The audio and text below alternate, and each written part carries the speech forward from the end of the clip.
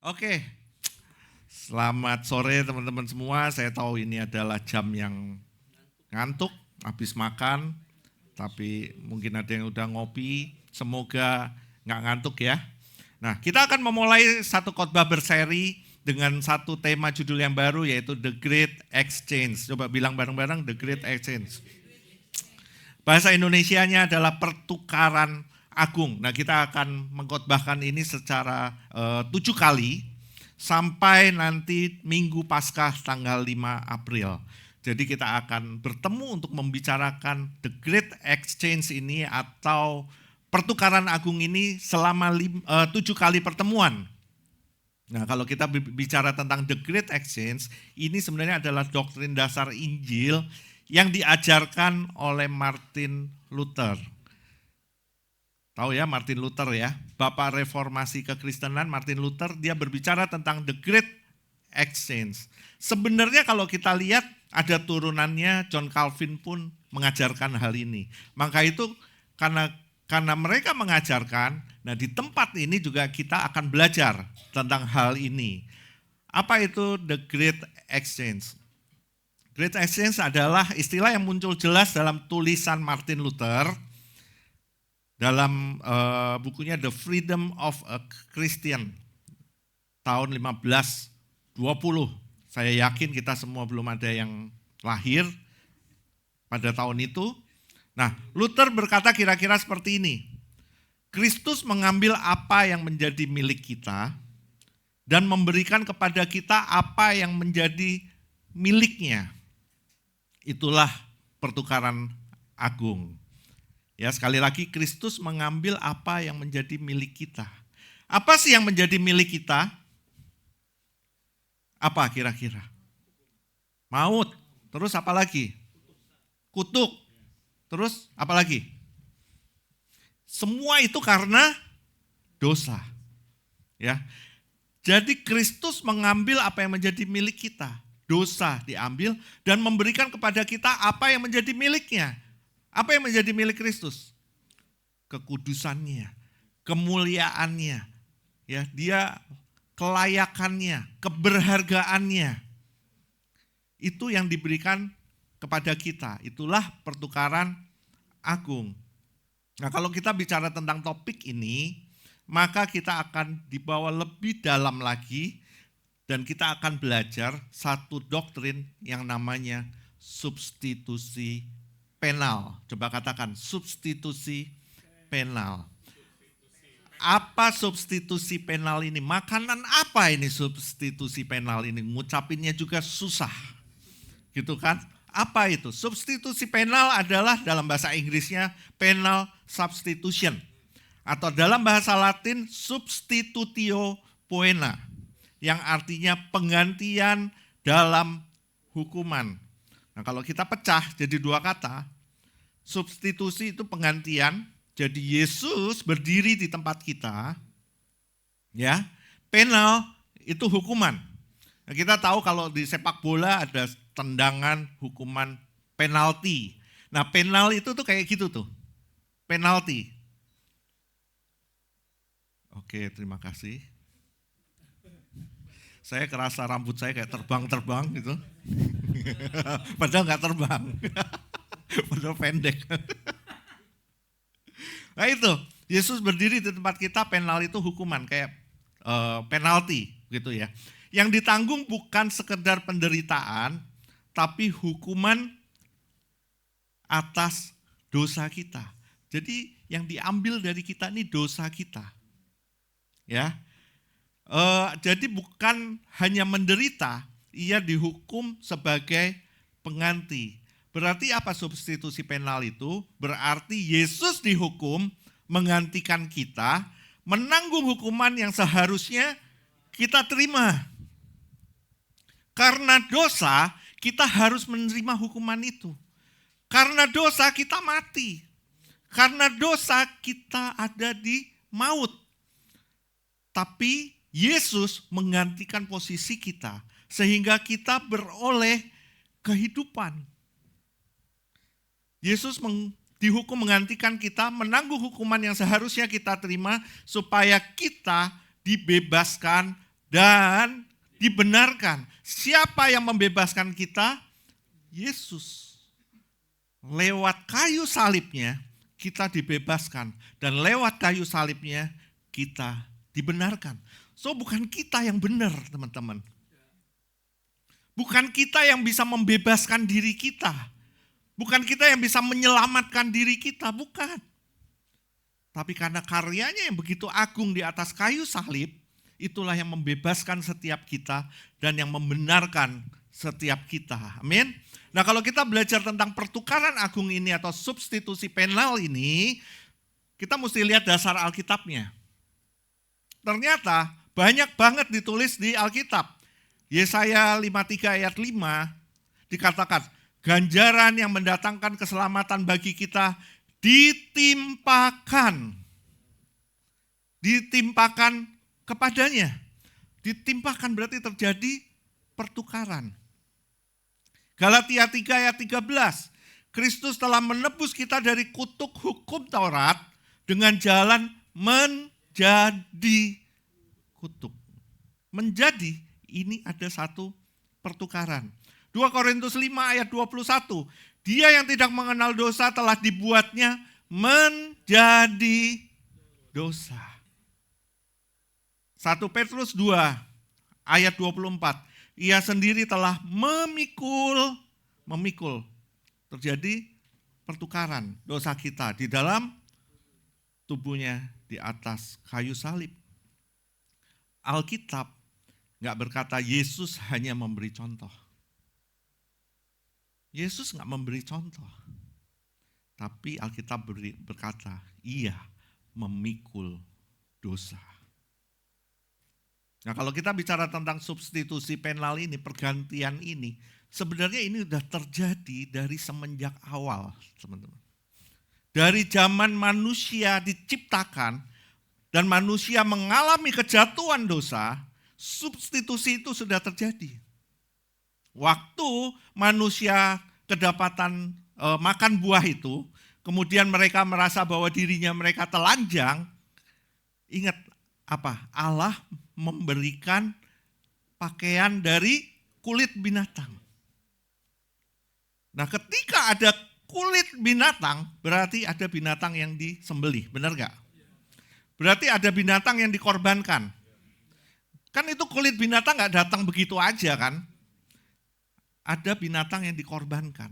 Nah ketika itu karena binatang itu dikorbankan, ada darah yang tercurah, kulitnya diberikan kepada Adam dan Hawa untuk menutupi ketelanjangannya. Tapi itu masih nggak sempurna. Itu nggak sempurna. Kemudian apa? Yesaya menulis tentang hal ini. Bahkan Abraham pun ketika menyerahkan Ishak, itu terjadi pertukaran. Ada domba yang disembelih untuk menggantikan Ishak. Yesaya menulis tentang ayat ini, Yesus mengenapinya. Terjadi pertukaran di atas kayu salib, dan apa yang dilakukan Yesus itu untuk menukar setiap dosa-dosa kita. Dan dikatakan di sana it is finished. Maka itu kita bisa mengerti kenapa Yesus ngomong it is finished. Kenapa Yesus mengatakan ini sudah selesai. Tetelestai, sudah selesai. Karena dia sudah menyelesaikan secara tuntas dan sempurna pertukaran itu buat setiap kita.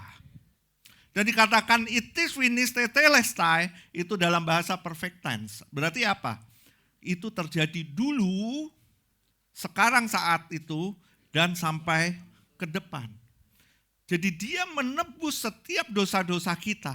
Dosa-dosa masa lalu kita, dosa yang kita lagi jalani hari ini, dan bahkan dosa-dosa yang kita belum lakukan. Dia menebus itu buat setiap kita. Amin. Dan pertukaran ini juga diajarkan oleh para muridnya.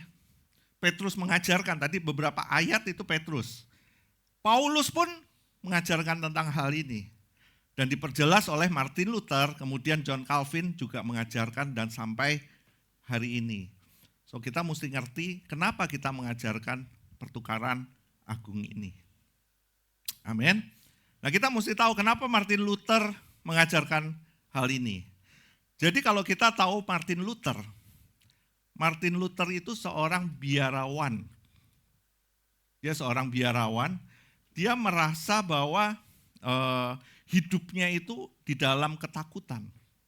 Kenapa? Karena dia merasa bahwa dia nggak pernah bisa benar.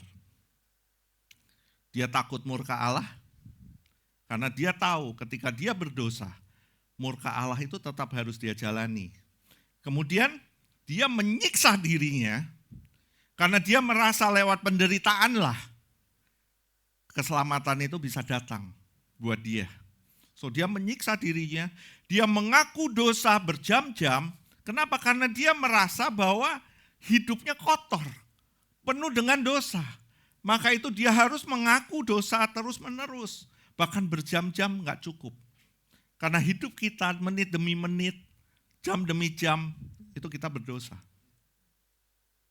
Nah waktu itu, surat pengakuan dosa itu dijual. Teman-teman. Dijual, ada bayarannya. Dan dia mengaku dosa berjam-jam. Dan ia gak pernah merasa cukup benar. Maka itu Martin Luther bilang, aku membenci Allah yang adil. Kenapa? Dia menyadari dengan benar. Kalau Allah adil, maka dia akan binasa. Kalau Allah adil, maka kita semua hari ini pasti binasa, guys. Puji Tuhan, ada Yesus yang menggenapi semuanya. Dan puji Tuhan, dia memberikan kasih karunia-Nya untuk setiap kita. Dia menyadari itu, aku membenci Allah yang adil bukan karena ia ateis, enggak. Tapi karena Martin Luther tahu, dia enggak sanggup untuk memenuhi standar Allah. Maka dari itu, dia stres. Sampai satu hari dia memahami tentang Roma 1 ayat 17 yang mengatakan orang benar akan hidup oleh iman. Dan dia menyadari kebenaran Allah bukan hanya standar yang menuntut, kebenaran itu adalah hadiah yang diberikan. So kita tahu iman itu apa? Iman adalah kita bisa percaya kepada Tuhan yang benar, itu iman. Tapi iman itu diberikan. Iman itu hadiah. Iman itu nggak bisa kita usahakan, teman-teman.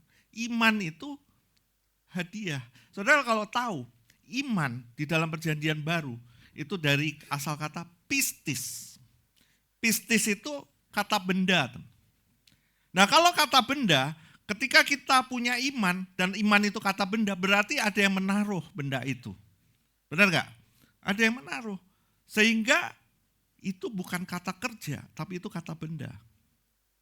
Ada yang menaruh. Siapa yang menaruh? Roh Kudus. Tuhanlah yang menaruh dalam setiap kita. Maka itu kita bisa beriman. Kita bisa percaya hari ini. Nah karena Martin Luther mengetahui hal itu, membuat hatinya itu seperti apa ya, eksplosif, meledak. Begitu loh. Dan dia menyadari bahwa semua ini karena kasih karunia. Semua ini karena pertukaran agung yang Yesus sudah lakukan buat setiap kita. Amin. Nah kita baru masuk ke inti khotbah utama hari ini. Saya memberi judul khotbahnya, dia ditolak supaya kita diterima. Coba kita katakan bersama-sama. Dia ditolak supaya kita diterima. Siapa yang ditolak? Yesus ditolak. Supaya siapa yang diterima? Kita semua diterima. Ayatnya dalam Yesaya 53 ayat 3. Yuk kita baca bersama-sama. 2, 3. Ia dihina dan dihindari orang. Seorang yang penuh kesengsaraan dan yang biasa menderita kesakitan. Ia sangat dihina sehingga orang menutup mukanya terhadap dia. Dan bagi kita pun ia tidak masuk hitungan. Ayat ini ditulis oleh Nabi Yesaya. Kalau kita tahu Nabi Yesaya, arti dari nama Nabi Yesaya, kalau kita belajar perjanjian lama, setiap nama itu punya arti. Ya, setiap nama itu punya arti. Nah, Nabi Yesaya artinya adalah Tuhan adalah keselamatan. Nabi Yesaya hidup di sekitar 700 tahun sebelum Yesus lahir. 700 tahun sebelum Masehi. Ia sering disebut sebagai Nabi Injil. Nabi Injil, perjanjian lama. Karena begitu jelas menubuatkan tentang Mesias. Mesias adalah juru selamat buat umat manusia. Nah, uniknya dari Yesaya ini apa?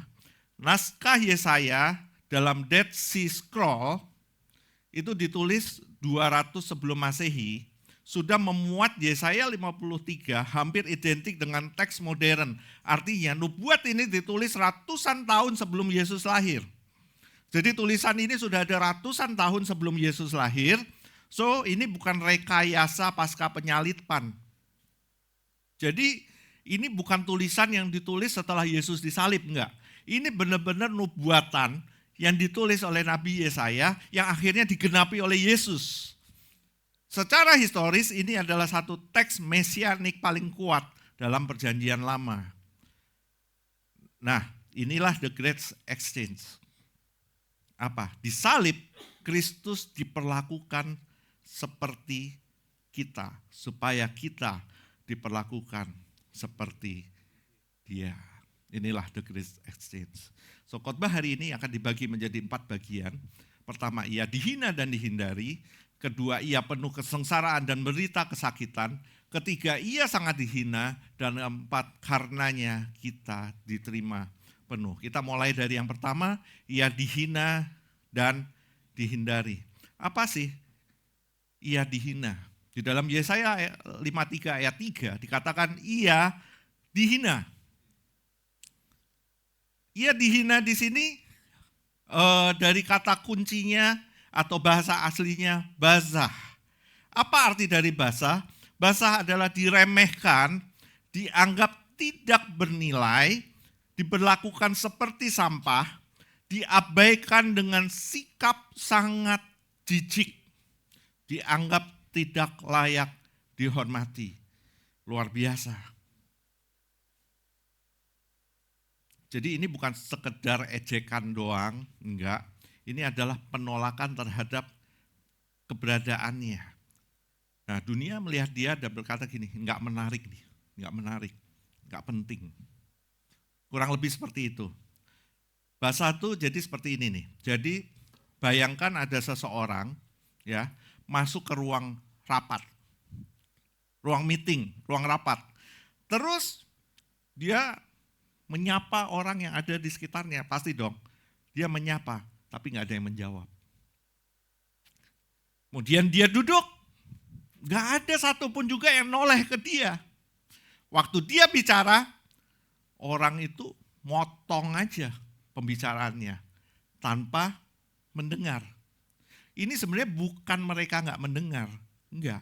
Tapi karena mereka tidak mau menganggap penting.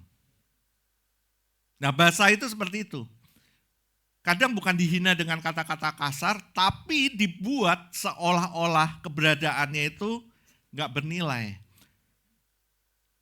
Diabaikan karena dianggap tidak cukup menarik, itu bahasa. Dan Yesus datang membawa kerajaan surga.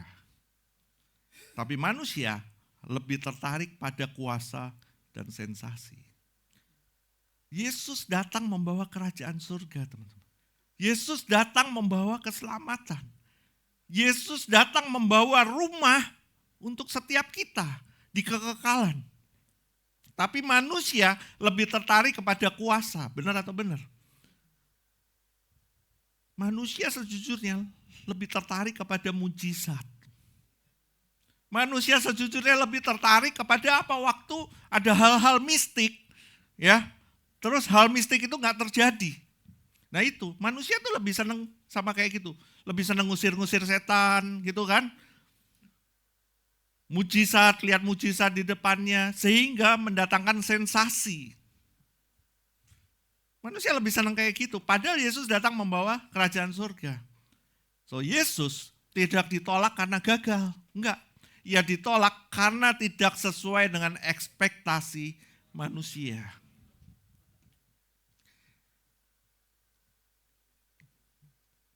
Kita ini manusia yang penuh dengan ekspektasi. Tapi ekspektasi yang sesuai dengan berhala kita. Ekspektasi sesuai dengan apa yang kita suka. Benar nggak? Kita nggak pernah membawa ekspektasi surga ke dalam hidup kita. Tapi kita membawa ekspektasi dunia ke dalam hidup kita. So, Yesus tidak ditolak karena gagal. Dia nggak pernah gagal, teman-teman. Ia ditolak karena tidak sesuai dengan ekspektasi manusia. So, basah itu bukan cuma berkata, aku tidak suka kamu. Enggak. Tapi berkata, kamu nggak penting. Kamu nggak berarti. Kamu nggak layak diperhitungkan. Itu basah. Nah, Yesus mengalami hal ini. Yesus mengalami hal ini. Dia dihina, padahal dia yang seharusnya dihormati. Loh, dia pencipta segalanya. Dia yang menciptakan setiap kita. Dia yang menciptakan bumi dan seluruh isinya. Dia yang menciptakan alam semesta. Dia seharusnya dihormati, tapi justru dia dihina, dia dibasah. Dia diremehkan, padahal dia yang menciptakan segalanya. Dia dianggap gak bernilai, padahal dia yang memberi nilai kepada manusia. Tapi dia dianggap gak bernilai. Kita coba bayangkan ya, waktu Pontius Pilatus bertanya, apa yang harus kulakukan dengan dia? Hari itu ada kayak penghakiman dari Pontius Pilatus, sehingga dia harus memutuskan satu perkara yang besar. Ya, dia harus memutuskan satu perkara yang besar. Diperhadapkan satu Barabas, satu Yesus. Siapa Barabas? Barabas adalah seorang pemberontak, seorang penjahat. Di dalam Injil ia terlibat dalam pembunuhan dan kerusuhan. Jadi Barabas adalah satu penjahat yang sangat besar, kalau mungkin bahasa sekarang itu teroris. Barabas seperti itu. Namanya sendiri ironis. Sebenarnya nama Barabas itu dari Bar Abbas, yang artinya anak bapa. Barabas itu artinya anak bapa, tapi hidupnya jauh dari karakter Bapa surgawi. Itulah Barabas. Lalu Pontius Pilatus berdiri di antara keduanya. Ditanyakan, siapakah yang kamu kehendaki kubebaskan bagimu? Nah, kita mesti ngerti tradisi Paskah. Waktu Yesus disalib, kejadiannya waktu Paskah. Nah, tradisi Paskah itu memberi satu tahanan dibebaskan. Satu orang akan hidup dan satu orang akan mati. Secara logika seharusnya semua orang tahu jawabannya. Benar gak? Siapa yang penjahat? Siapa Yesus? Semua orang tahu jawabannya. Yesus gak bersalah, Barabas jelas-jelas bersalah. Tapi anehnya, kerumunan itu mulai berteriak, bebaskan Barabas, salibkan dia. Bebaskan Barabas, salibkan dia. Bebaskan Barabas, salibkan dia. Kerumunan itu siapa? Kerumunan itu adalah orang-orang yang pernah mengalami apa yang Yesus lakukan. Adalah orang-orang bahkan yang mungkin menerima mujizat ketika Yesus ada di dunia di dalam ladang pelayanan. Mereka adalah orang-orang yang menerima kuasa, ya, yang mungkin Yesus lakukan hari-hari itu. Tapi justru mereka lah yang berteriak, bebaskan Barabas, salibkan dia. So, seketika surga diam, tapi Yesus nggak membela diri. Ini sebenarnya bukan hanya kesalahan orang-orang itu, bukan kesalahan massa, tapi ini adalah gambaran Injil. Barabas seharusnya mati.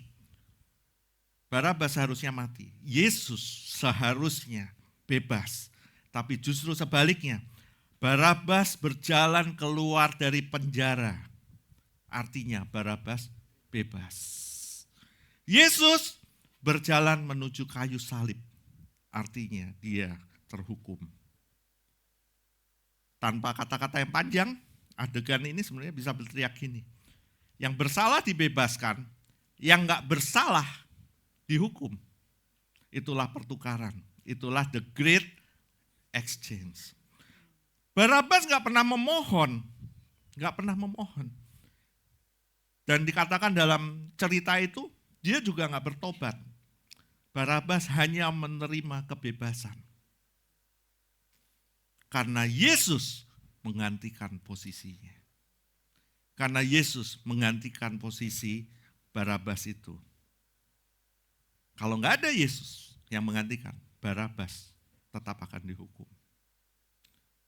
Nah, kalau kita mau jujur, teman-teman, sebenarnya kita adalah Barabas. Kita adalah Barabas. Karena setiap kali kita berpikir kita layak diterima, ingat, kita berdiri di posisi Barabas. Setiap kali kita merasa kita cukup baik, ingat, keselamatan bukan karena moralitas kita, tetapi karena penggantiannya, karena pertukaran itu.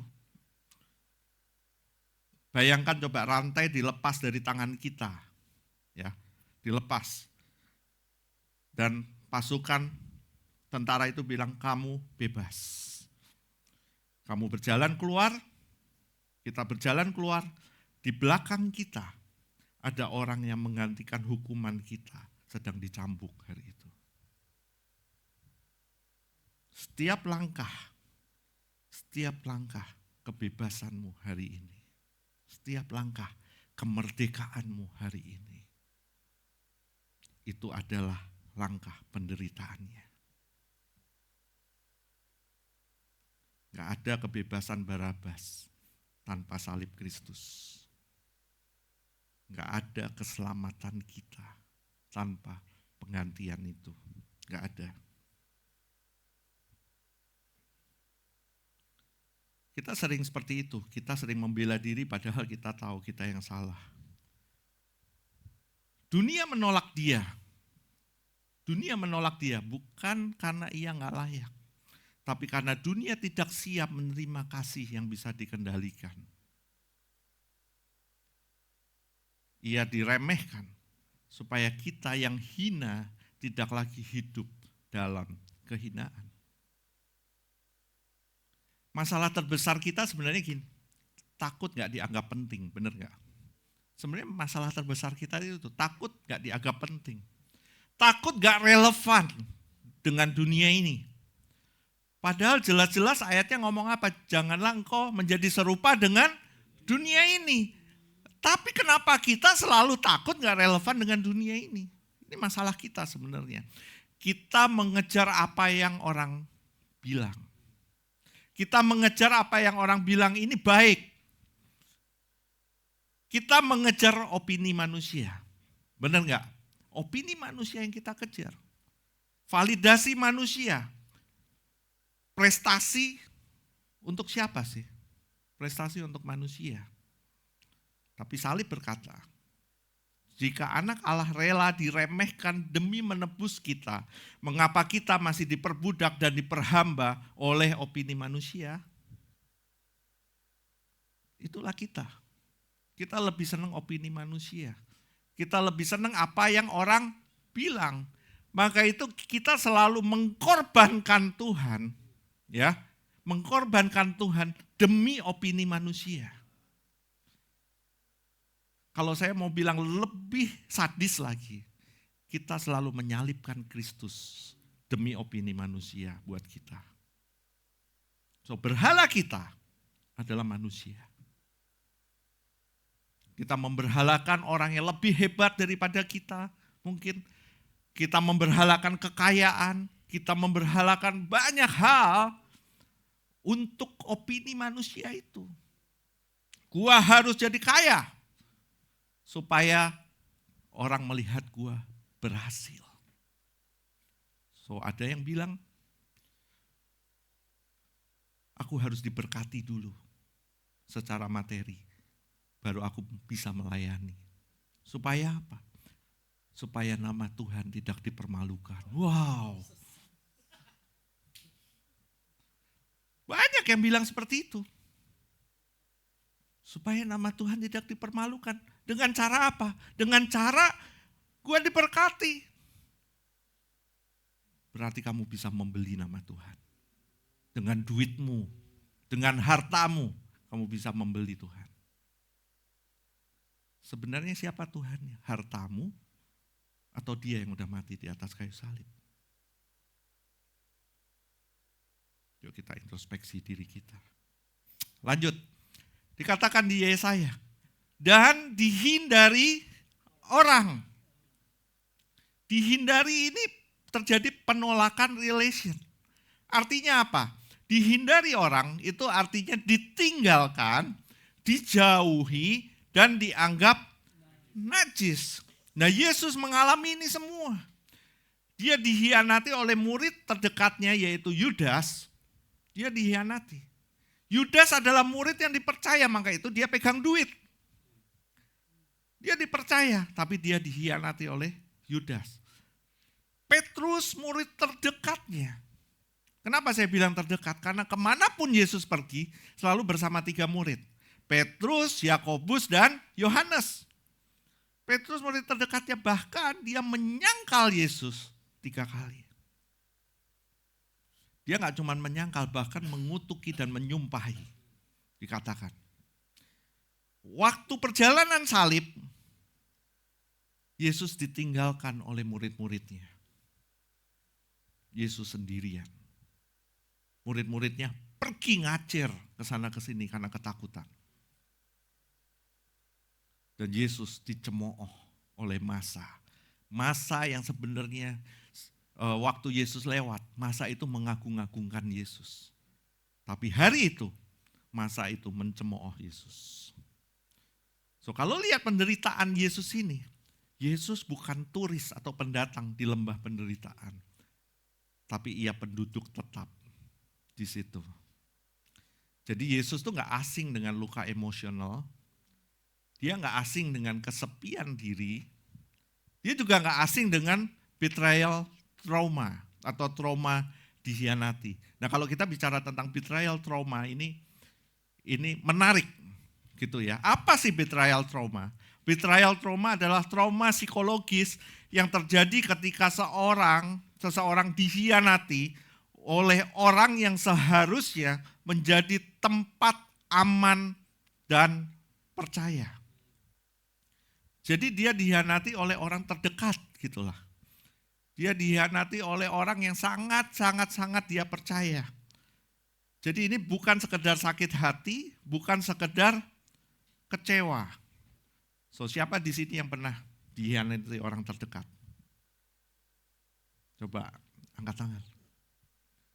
Kita semua, hampir semua. Ini luka karena orang yang kita andalkan untuk melindungi justru melukai kita. Inilah betrayal trauma. Intinya sederhana tapi dalam banget. Trauma paling dalam sering terjadi bukan karena musuh, tapi karena orang yang kita percaya. Ini sangat menghancurkan. Sangat menghancurkan. Kenapa? Karena otak kita ini sebenarnya dibangun dengan asumsi aku aman bersama orang ini, gitu kan? Aku aman bersama orang ini. Jadi ketika orang yang kita pilih itu, yang kita anggap dekat itu menghancurkan kita, mengkhianati kita, yang hancur bukan hanya hubungan, tapi rasa hancur itu rasa aman kita. Rasa percaya kita, identitas diri kita, itu hancur. Itu sebabnya betrayal trauma atau trauma dihianati itu lebih berat dan kadang-kadang lebih berat dari kejadian traumatis biasa. Nah tadi pagi saya bahas ini tentang betrayal trauma. Karya terus tiba-tiba WhatsApp saya tadi siang. Dia WhatsApp saya, dia bilang, Pak Gem, aku nulis ini sambil nangis, kata dia. Dia bilang gini, betrayal trauma secara psikologis tidak serta-merta bisa pulih sekalipun ada prosedur terapi yang dilakukan. Jadi betrayal trauma ini nggak bisa pulih sekalipun ada terapi yang dilakukan. Betrayal trauma tidak selalu hilang total. Yang sering terjadi adalah lukanya nggak lagi menguasai hidup. Mungkin lukanya nggak lagi menguasai hidup. Ingatannya tetap ada, tapi nggak lagi merusak. Hati menjadi lebih bijak, bukan lebih pahit. Jadi bukan dilupakan, melainkan diubahkan maknanya sebenarnya. Nah, ini nggak bisa hanya dengan bantuan profesional. Nggak bisa. Terapi yang selalu dipakai biasanya akan diarahkan untuk kembali membuka penyebab trauma dan bagian mana yang terluka. Terapinya biasanya seperti itu. Dan kebanyakan orang udah malas kalau disuruh mundur ke belakang. Nah, disinilah pertukaran itu dinyatakan bagi setiap kita. Karena kita nggak akan bisa sembuh. Betrayal trauma ini nggak akan bisa sembuh. Tapi ketika kita bisa melihat karya salib Kristus, hati kita bisa dipulihkan. Hati kita bisa dipulihkan. Kalau kita menarik lebih dalam lagi, Yesus mengalami betrayal trauma atau trauma dikhianati. Bukan dari musuh yang jauh, enggak. Yesus dikhianati dari murid-muridnya yang dekat sama dia. Kita ingat Yudas menciumnya. Yudas mencium Yesus. Petrus menyangkal. Semua murid melarikan diri. So Yesus tahu rasanya dikhianati orang yang ia kasihi. Dan mungkin ini membuat Ibrani 4 ayat 15 begitu kuat. Ia turut merasakan kelemahan-kelemahan kita. So tadi Yesus gak asing dengan luka emosional, gak asing dengan kesepian, gak asing dengan trauma atau trauma dikhianati. Dia juga gak asing dengan abandonment atau ditinggalkan. Apa itu? Abandonment adalah pengalaman emosional atau fisik ketika seseorang yang harusnya hadir, nih sekali lagi, seseorang yang seharusnya hadir memilih pergi atau gak pernah benar-benar hadir. Ini bisa berupa ditinggalkan secara fisik, emosional, atau relasional. So abandonment atau ditinggalkan bukan cuma tentang seorang pergi, itu tentang rasa tidak dipilih untuk tetap tinggal. Contohnya gini, ayah kita seharusnya hadir dalam kehidupan kita, anak-anaknya. Bukan cuma ada ayah, tapi seringkali ayah ada tapi gak hadir. Saya dapat quote ini di film Agak Lain. Di sana dikatakan, ayah ada sih, tapi gak hadir. Nah ini contohnya kayak gini. Ada seorang anak misalnya menunggu ayahnya datang ke sekolah. Dapat undangan gitu kan di sekolah. Semua orang tua hadir. Cuman satu ayahnya dia gak datang. Masalahnya bukan kursi kosongnya itu, bukan. Tapi yang terjadi di hati anak itu, ayah sebenarnya punya waktu. Tapi waktunya itu bukan buat aku. Nah itu abandonment atau ditinggalkan. Ia merasa tidak dipilih. Atau gini, ada teman-teman, ini saya juga merasakan hal ini. Ada teman-teman yang waktu kita sukses, mereka ada. Waktu kita di atas, mereka ada. Gitu kan. Wis, ada gula, ada semut. Tapi waktu kita jatuh, mereka hilang. Nggak tahu kemana. Bahkan mereka membicarakan kita. Dulu saya mengalami hal itu. Waktu saya ada. Semua teman-teman datang. Gembala datang. Pelayan-pelayan Tuhan datang semua. Teman-teman semua datang. Tapi ada waktu diizinkan Tuhan. Saya jatuh. Saya jatuh di dalam finansial. Hilang itu semua. Bahkan saya dibilang penipu oleh orang-orang yang tadinya datang kepada saya. Yang gembala datang, sampai hari ini dia nggak pernah datang.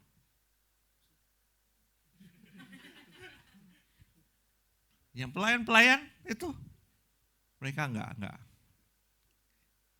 menghubungi lagi. Saya ngalami hal itu dan itu sangat pahit banget, sangat sakit banget. Tapi Yesus pun mengalami hal itu, bahkan lebih parah daripada itu. So kalau teman-teman di sini mengalami hal seperti ini, ada Yesus yang sudah merasakan hal itu, bahkan lebih parah dari apa yang kita rasakan beribu-ribu tahun yang lalu. Dia sudah lakukan buat setiap kita. So luka abandonment atau ditinggalkan ini biasanya kita akan hidup di dua ekstrim. Ekstrim yang terlalu melekat karena takut ditinggalin lagi. Atau terlalu menjaga jarak supaya kita nggak terluka lagi.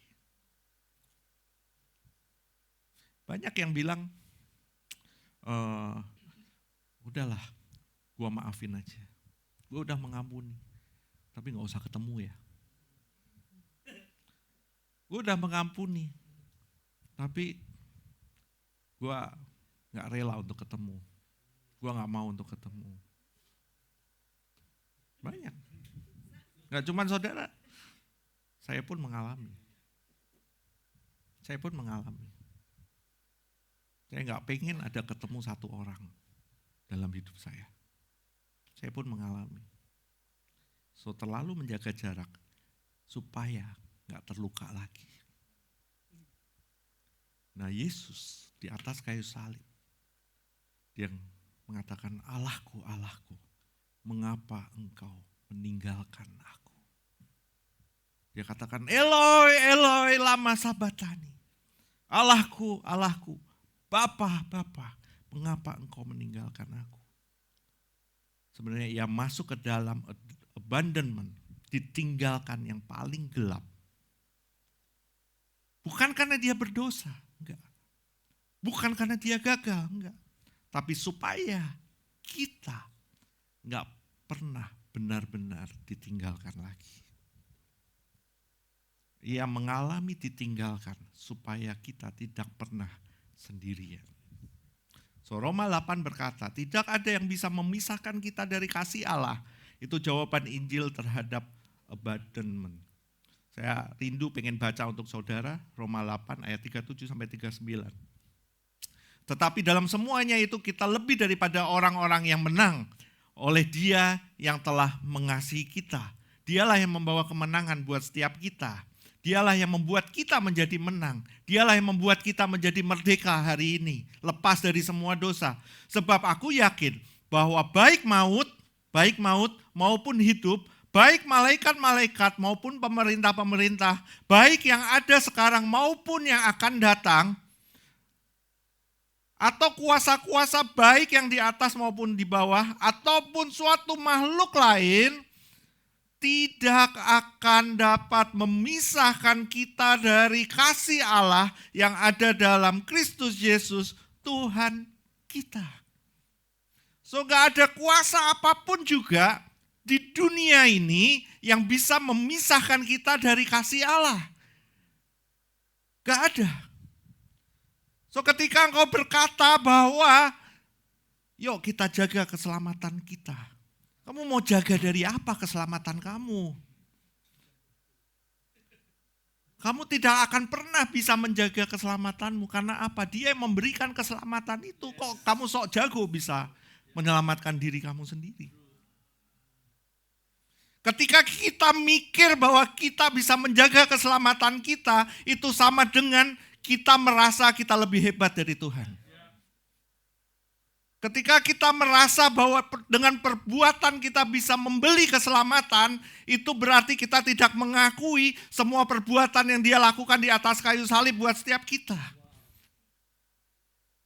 Karena sesungguhnya yang memberikan kehidupan, yang memberikan keselamatan buat setiap kita adalah Yesus ketika mati di atas kayu salib. Dia yang bayar harganya, teman-teman. Dia yang bayar harganya. So saya masih bingung kadang-kadang. Banyak orang, banyak pendeta yang ngomong gini, yuk kita bayar harganya. Kita harus bayar harganya untuk kerajaan surga. Dia yang bayar harganya bukan lu. Dikatakan it is finished, sudah selesai. Dia udah membayar semua harganya lunas, gak nyicil. Lunas guys, gak nyicil tapi lu masih mau nyicil. Ketika Dia katakan, kamu adalah orang-orang menang. Oleh Dia yang mengasihi kita, oleh Dia. So Dia yang memilih kita. Dia yang mengasihi kita. Bukan kita yang mengasihi Dia. Karena sesungguhnya kita gak bisa mengasihi Dia. Kita butuh Dia mengasihi kita. Kita butuh Dia. Maka ketika kita menerima itu, maut atau hidup itu gak bisa memisahkan kita. Bahkan di sini dikatakan, baik yang ada sekarang maupun yang akan datang. Apa ini maknanya? Dia menebus dosa kita.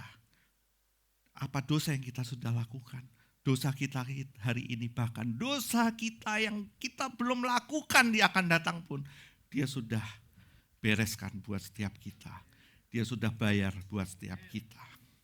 So gak ada yang dapat memisahkan kita dari kasih Allah yang ada di dalam Kristus Yesus Tuhan kita. Amin. Oke, kita masuk bagian kedua. Ia penuh kesengsaraan dan menderita kesakitan. Dikatakan seorang yang penuh kesengsaraan, next. Seorang yang penuh kesengsaraan dan yang biasa menderita kesakitan. Maksudnya apa? Seorang yang menderita kesengsaraan, bahasa Ibraninya is makofot, yang artinya pria kesakitan atau duka cita. Makof itu artinya rasa sakit, penderitaan mendalam. Kata ini adalah bentuk jamak, intensitas dan keluasaan penderitaan. Ini bukan episode sesaat, melainkan ini menjadi karakterisasi hidupnya. Dan ini menunjuk kepada seseorang yang berjalan, bernapas, merasa dan terluka seperti kita. Allah enggak menyelamatkan dari jauh, Ia masuk ke dalam pengalaman manusia sepenuhnya. Jadi Dia masuk ke dalam pengalaman manusia sepenuhnya. Ini berarti Yesus bukan hanya mengalami penderitaan, Ia menjadi pribadi yang akrab dengan penderitaan. Penderitaan itu bukan kunjungan sementara dalam hidupnya, itu menjadi atmosfer hidupnya. Kita mesti tahu ini teman-teman. Ada yang nanya gini, kenapa ya gereja kita ini kok ngajarinnya selalu Injil penderitaan terus. Habis bahas Mazmur kemarin, berjalan di dalam lembah kekelaman gitu kan. Hari ini tentang penderitaan, dan penderitaan lagi. Kenapa kok ini jadinya Injil penderitaan? Enggak sih, Injil prosperity sih enggak, tapi Injil penderitaan gitu kan. Sebenarnya gini, kita bukan bahas tentang Injil penderitaan. Tapi kita harus ngerti bahwa penderitaan itu udah beres di tangan Kristus. Dan ketika kita menderita hari ini, kita mesti tahu siapa yang berjalan bersama kita di dalam lembah penderitaan itu. Yesus masuk ke dalam lembah penderitaan kita. Dia enggak dari atas gini nih. Lo menderita ya, sini dong, ayo naik. Enggak kayak gitu. Ketika kita ada di dalam lembah kekelaman, Yesus pun ikut masuk ke dalam lembah kekelamanmu. Dia bersama-sama dengan kita. Dan dia tidak pernah meninggalkan kita. Waktu kita menderita, yang perlu kita tanyakan sebenarnya, apa sih definisi menderita buat kita? Karena seringkali kita menjawab definisi penderitaan buat kita salah, teman. Fokusnya itu selalu kepada diri kita. Kamu menderita kenapa? Ya, aku gak punya duit, maka itu menderita. Aku gak bisa makan, maka itu menderita. Aku gak punya pekerjaan, karena itu menderita. Fokusnya ke aku, dan aku. Kita memberhalakan diri kita. Ketika berhala kita gak dapat makan, itulah kita menderita. Ketika keinginan kita gak tercapai, itulah penderitaan buat setiap kita. Padahal penderitaan gak seperti itu. Penderitaan adalah ketika kita tahu ini dosa dan kita pengen gak jatuh dalam dosa. Itulah penderitaan. So, Yesus menjadi pribadi yang akrab dengan penderitaan. Yesaya gak berkata ia pernah menderita, tapi ia adalah pria penderitaan. Soal Alkitab berkata gini, Yesus bangun pagi, dunia tetap berat.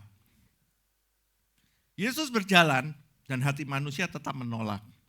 Ia mengasihi dan tetap disalah mengerti. Kita selalu gitu kan, kita selalu salah mengerti kasih Yesus. Sejak lahir sampai salib, hidupnya berada di bayang-bayang kesakitan. Ia lahir di kandang, diburu sejak bayi, gak punya tempat untuk meletakkan kepalanya.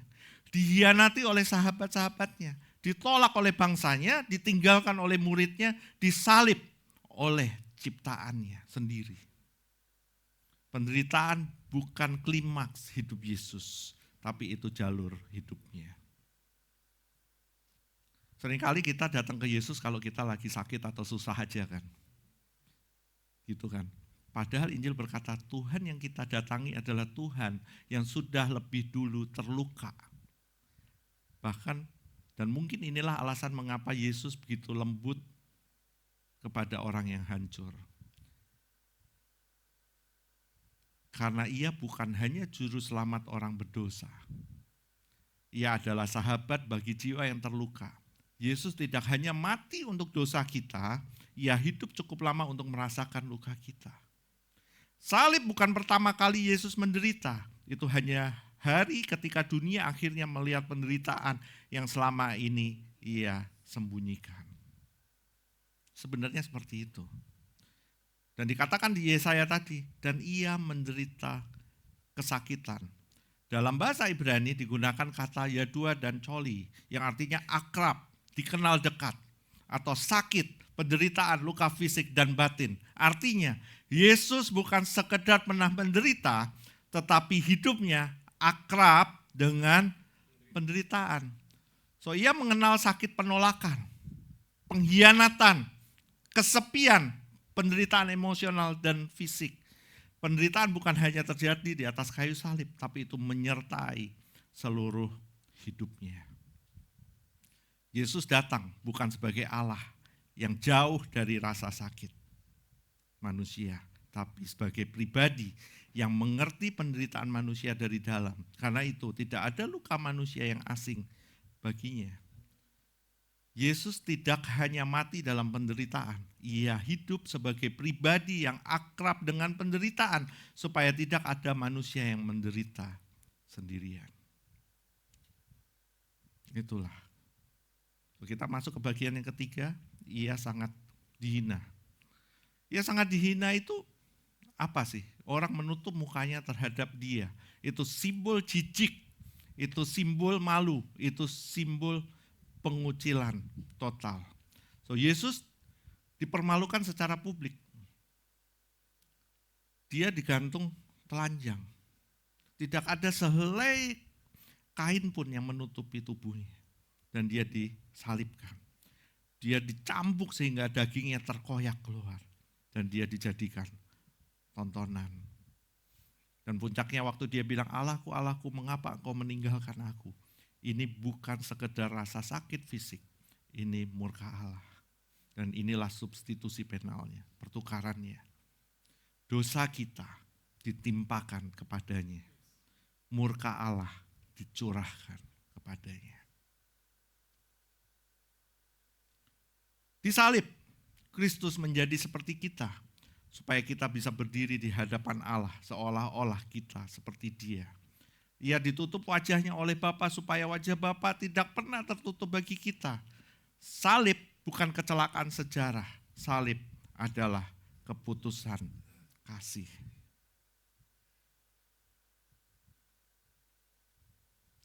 Bagi kita pun dia tidak masuk hitungan. Ini bagian paling menyakitkan.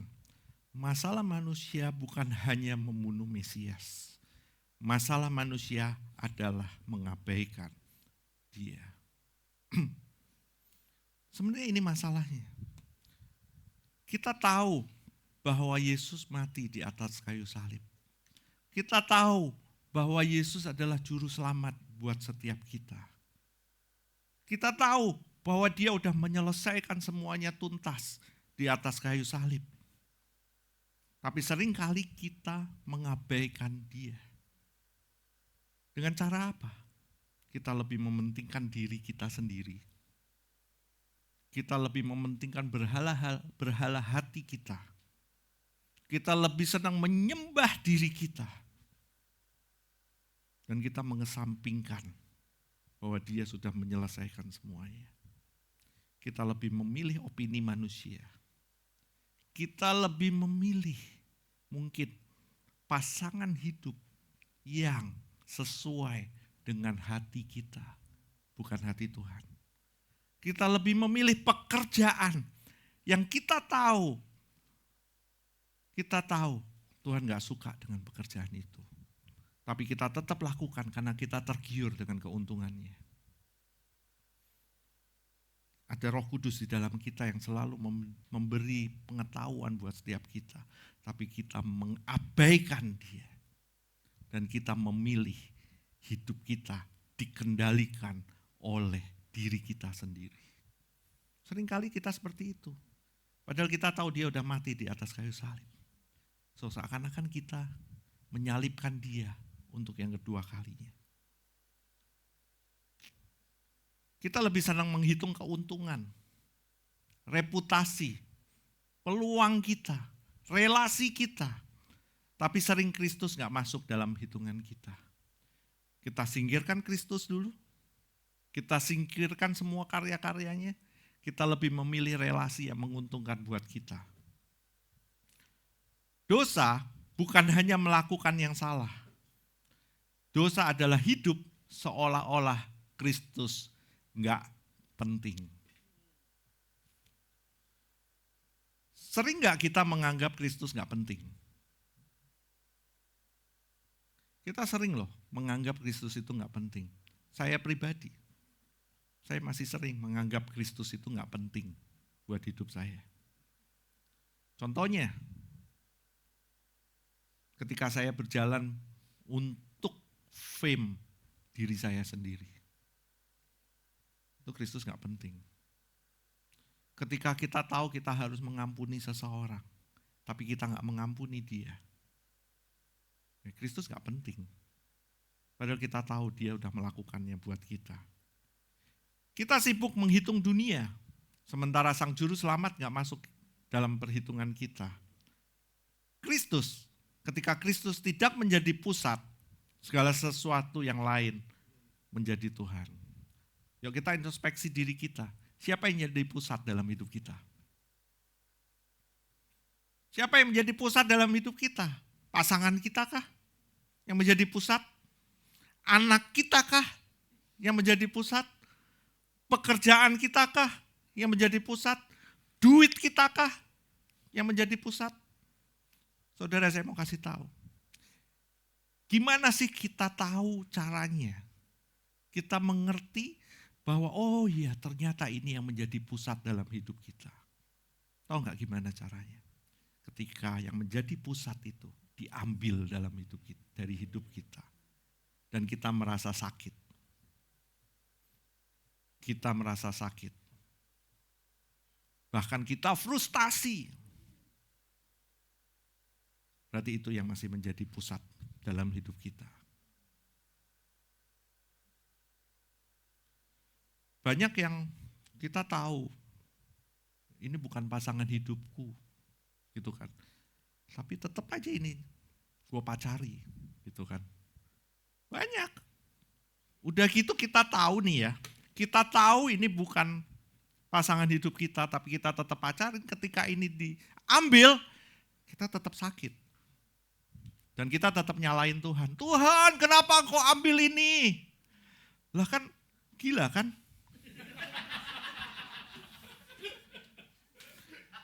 Sebenarnya yang gila siapa gitu loh. Yang gila siapa? Sebenarnya kita, aduh gimana ya mau ngomong ya. Kita manusia ini bebal teman-teman. Bebal. Kita tahu itu gak boleh, tapi kita tetap lakukan. Waktu kita mentok, kita nyalain Tuhan. Nah itulah kita manusia. Nah itu. Kasih sejati bukan ditentukan saat kita dicintai karena layak, tapi saat kita dipilih ketika kita gak layak. Harga dirimu tidak ditentukan oleh dunia yang menolakmu, tetapi oleh Kristus yang mati untukmu. Bukan dunia yang menentukan harga dirimu. Dunia bicara tentang kekayaan, dunia bicara tentang prestasi, dunia bicara tentang relevansi. Dan seringkali kita ditentukan oleh itu semua. Padahal bukan itu. Harga diri kita ditentukan oleh pengorbanan Kristus yang mati buat kita. Jika Kristus rela dihina untukmu, engkau gak mungkin tidak berharga. Banyak kan yang ngomong, aku gak punya apa-apa. Aku gak berharga di dunia ini. Puji Tuhan lu ngerasa gak berharga. Banyak orang yang merasa dirinya berharga. Tapi ketika kita merasa kita tidak berharga, kita tahu ada yang mati buat kita. Sang pencipta yang besar itu, yang menciptakan kita mau mati buat kita. Sehingga kalau dia mau mati buat kita, maka gak mungkin kita gak berharga. So kematiannya lah yang membuat kita menjadi berharga. Amin. Yang keempat, yang terakhir, karenanya kita diterima penuh. Mari kita jujur, masalah terbesar manusia itu bukan kurang percaya. Masalah terbesar kita adalah dosa. Kita bukan hanya lemah, kita memberontak. Kita bukan hanya tersesat, kita memilih jalan kita sendiri. Secara rohani, kita bukan anak yang tersesat. Kita adalah anak yang melawan. Teman-teman, seringkali kita ngomong, aku tersesat. Aku tersesat. Aku jatuh dan aku tersesat. Kamu jalan menurut jalan yang kamu pikir itu benar. Kamu memutuskan segala sesuatu menurut pikiran yang kamu anggap itu benar. Kadang-kadang kita melawan apa yang Tuhan udah tetapkan buat kita, yang tertulis. Terus ketika kita melakukan itu semua, kita ngomong kita tersesat. Wajar gak kita tersesat? Lah, waktu kita tersesat kita nyalain Tuhan. Gitu kan? Lalu yang bikin kok lu nyalain dia? Lu yang bikin jalan lu tersesat kok lu nyalain dia? Puji Tuhan, Tuhan masih mau ambil kita. Puji Tuhan, dia masih cari kita dan menemukan kita. Ingat 100 domba, satu hilang. Tuhan cari satu yang hilang itu. Dia panggul yang hilang itu. Dia yang cari. So kita tersesat. Domba tidak bisa mencari jalan pulang. Domba tidak bisa mencari jalan pulang. Kalau kita mau pulang, harus ada tangan, harus ada yang menggendong kita untuk mengembalikan kita. Dan itu hanya bisa oleh Yesus buat setiap kita. Amin. Jadi kita bukan Kita bukan anak yang tersesat secara rohani, kita adalah anak yang melawan. Dan Allah itu adil. Kalau Ia adil, bagaimana mungkin Ia bisa menerima kita? Nah, di salib terjadi pertukaran. Yesaya 53 bukan hanya tentang penderitaan, itu tentang substitusi. Dosa kita ditaruh di atas Yesus, status Yesus diberikan kepada kita. Ia menerima murka, kita menerima pelukan. Ia menerima penghakiman, kita menerima pengangkatan. Di salib, Kristus kehilangan haknya sebagai anak supaya kita menerima hak menjadi anak. Ia ditutup wajahnya oleh Bapa supaya wajah Bapa tidak pernah tertutup bagi kita. Alkitab tidak hanya berkata kita diampuni. Alkitab berkata kita diangkat menjadi anak. Bukan sekedar tahanan yang dibebaskan, bukan sekedar terdakwa yang dibebaskan, kita diadopsi. Dan adopsi itu bukan sementara, bukan pencobaan, itu permanen. Kita diadoption, kita diadopsi. Allah enggak hanya membersihkan catatan dosa kita. Ia menuliskan namanya di atas hidup kita. Dia enggak cuman hapus dosa-dosa kita. No. Tapi dia menuliskan namanya buat kita. Di atas hidup kita. Bayangkan seorang anak yatim piatu enggak punya nama keluarga. Enggak punya warisan, enggak punya rumah. Lalu ada seseorang yang datang, enggak hanya beri makan, tapi dia memberi nama untuk anak itu. Bukan hanya memberi pelindungan, tapi juga memberi warisan. Itulah Injil. Teman-teman, banyak orang hidup, bahkan dari kita semua dengan luka penolakan. Ditolak orang tua, ditolak pasangan kita. Ditolak oleh orang yang kita kasihi. Ditolak lingkungan, ditolak dunia kerja. Kita tumbuh dengan satu pertanyaan. Apakah aku cukup? Apakah aku cukup? Seringkali mimpi-mimpi kita, pencapaian kita yang kita tulis di atas kertas, resolusi-resolusi kita, itu ditulis dengan dasar pertanyaan, apakah aku cukup? Tapi salib menjawab, kamu gak pernah cukup. Kamu gak cukup. Tapi Kristus cukup bagimu. Dan karena itu kita diterima. Bukan karena kita berubah dulu. Bukan karena kita suci dulu.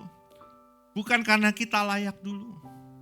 Kita diterima karena Kristus ditolak buat setiap kita.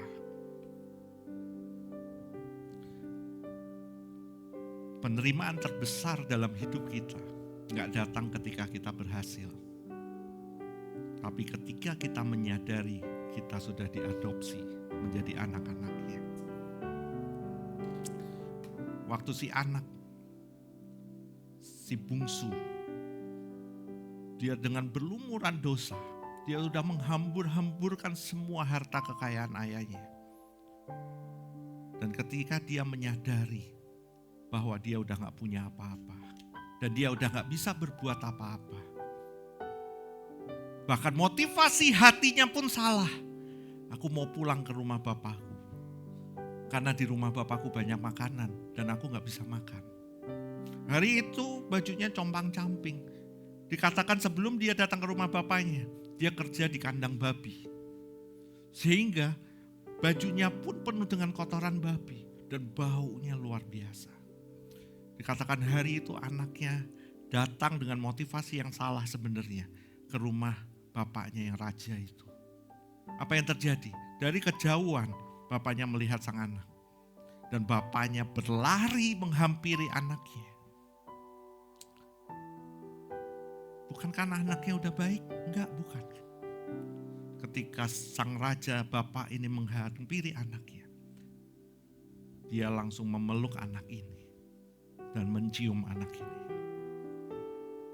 Sang bapak ini gak bilang, anakku ganti pakaian dulu yang bersih.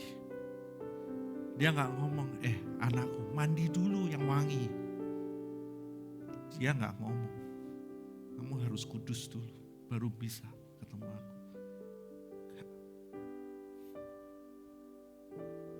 Sang anak dengan bau. Dia tahu dia kotor. Tapi bapaknya nggak merasa jijik. Dia menghampiri sang anak.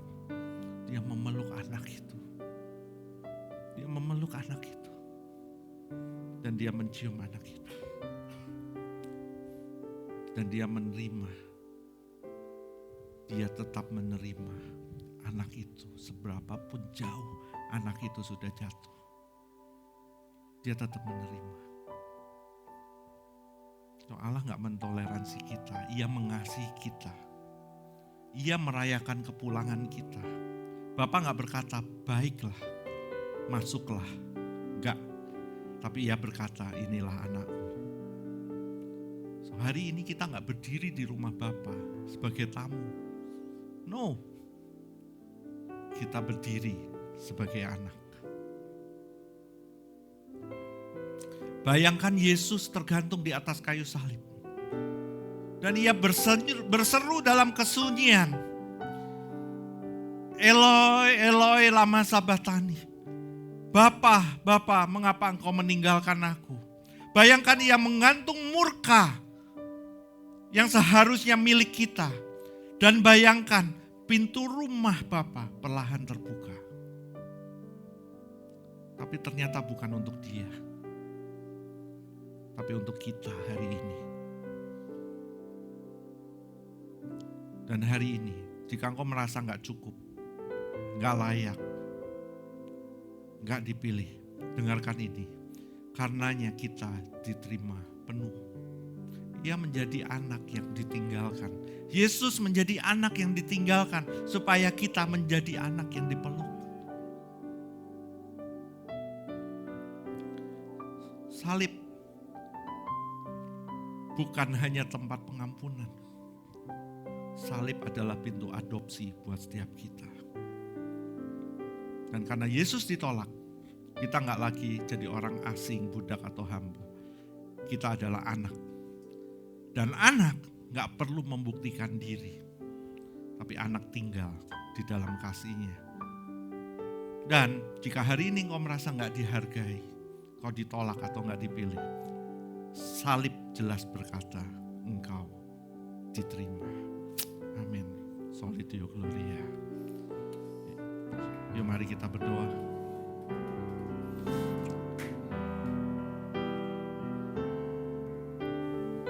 Terima kasih Tuhan, kalau engkau menerima setiap kami, dan kau rela mati di atas kayu salib untuk setiap kami. Terima kasih kalau engkau membuka tanganmu dan memeluk erat setiap kami. Meskipun hari ini kami bau, meskipun hari ini kami kotor, meskipun hari ini kami gak layak. Tapi engkau tetap mau menghampiri kami dan engkau mau memeluk kami. Terima kasih. Karyamu di atas kayu salib berharga buat setiap kami Tuhan. Karena kami menyadari seharusnya kami yang tergantung di atas itu. Tapi engkau mau menyerahkan hidupmu untuk setiap kami. Terima kasih Tuhan. Terima kasih Tuhan. Terima kasih Tuhan. Hari ini gak ada kata-kata lain yang bisa kami ucapkan dan kami ungkapkan selain mengucapkan terima kasih Tuhan. Terima kasih Yesus. Terima kasih Yesus. Terima kasih dan Kau cukup buat kami. Kau cukup Tuhan. Dan lagi kita akan perjamuan kudus.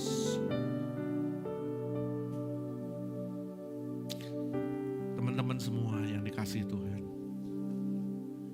Barusan kita mendengar kabar yang paling menyelamatkan dalam hidup kita. Bukan tentang apa yang kita lakukan untuk Dia, untuk Allah. tapi tentang apa yang Allah lakukan buat setiap kita. Dia ditolak supaya kita diterima. Dia dihina supaya kita dipanggil anak. Dia ditinggalkan supaya kita gak pernah ditinggalkan. Dan sebentar kita akan masuk dalam momen yang kudus, perjamuan kudus. Perjamuan kudus bukan sekedar ritual aja. Ini adalah Injil yang bisa kita sentuh. Ini adalah kasih karunia yang kita bisa cicipi. Alkitab berkata, sebab setiap kali kamu makan roti ini dan minum cawan ini, kamu memberitakan kematian Tuhan sampai Ia datang. Hari ini kita nggak datang sebagai orang yang layak, kita datang sebagai orang yang diterima. Kita nggak datang dengan prestasi rohani kita. Kita datang dengan tangan kosong dan hati yang bersandar kepada salib Kristus. Mungkin ada di antara kita yang minggu-minggu ini merasa nggak pantas. Minggu-minggu ini merasa gagal, jatuh, bahkan mengecewakan Tuhan. Ingat ini, kita nggak diterima karena kita berubah. Kita berubah karena kita sudah diterima. Salib bukan tempat orang kuat membuktikan diri. Salib adalah tempat orang berdosa menemukan pengampunan. Malam sebelum Ia disalibkan, Yesus tahu murid-muridnya akan lari. Yesus juga tahu bahwa Petrus akan menyangkal Dia 3 kali. Yesus pun tahu Yudas akan mengkhianati Dia. Tapi hari itu, Dia tetap memecahkan roti itu dan tetap mengulurkan cawan itu. Apa artinya itu? Ternyata kasih-Nya itu lebih besar daripada kegagalan mereka semua. Dan hari ini kasih-Nya juga lebih besar daripada kegagalan setiap kita. Mari kita menundukkan kepala kita, bukan karena kita takut, tapi karena kita kagum. Mari kita periksa hati kita, apakah ada dosa yang perlu kita akui, apakah ada kepahitan yang perlu kita lepaskan, apakah ada kesombongan yang perlu kita salibkan. Hanya datanglah kepada Dia. Karena di meja perjamuan ini kita diingatkan akan satu kebenaran. Di kayu salib terjadi pertukaran agung. Dosa kita ditimpakan kepadanya. Kebenarannya diperhitungkan kepada kita. Ia meminum cawan murka supaya kita boleh meminum cawan kasih karunia. Dan Ia menjadi outsider supaya kita menjadi anak di dalam rumah Bapa. Oleh kuasa darah-Mu, Kau telah tebus dosaku. Kekudusan-Mu melingkupiku. Kasih-Mu mengalir, memulihkan hidupku. Sungguh besar anugerah-Mu, Kau selamatkan hidupku. Ku menjadi ciptaan yang baru oleh kuasa